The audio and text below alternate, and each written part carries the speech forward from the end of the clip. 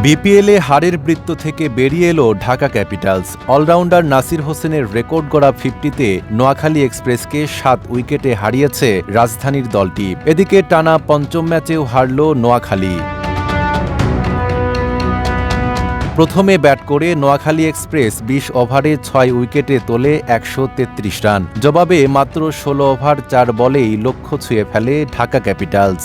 134 রানের লক্ষ্যে নেমে শুরুতেই 2টি উইকেট হারালেও চাপ সামলান নাসির হোসেন। পাওয়ার প্লেতেই ঝড় তোলেন এই ডানহাতি ব্যাটার। সানবিট সব দিবে সামাল। সানবিট ম্যাজিক প্রেস ডিশওয়াশিং এর মাথা ঘোরানো সলিউশন। মাত্র 21 বলে 50 করে চলতি আসরের দ্রুততম অর্ধশতকের রেকর্ড গড়েন তিনি। শেষ পর্যন্ত 50 বলে অপরাজিত 90 রান করেন নাসির। তাকে সঙ্গ দেন ইমাদ ওয়াসিম, যিনি অপরাজিত থাকেন 29 রানে। এর আগে নোয়াখালীর হয়ে অধিনায়ক হায়দার আলী 47 ও মোহাম্মদ নবী 42 রান করলেও বড় সংগ্রহ গড়া হয়নি। ঢাকার হয়ে 6 বোলার নেন 1টি করে উইকেট। নাইম আরাবি, ঢাকা পোস্ট।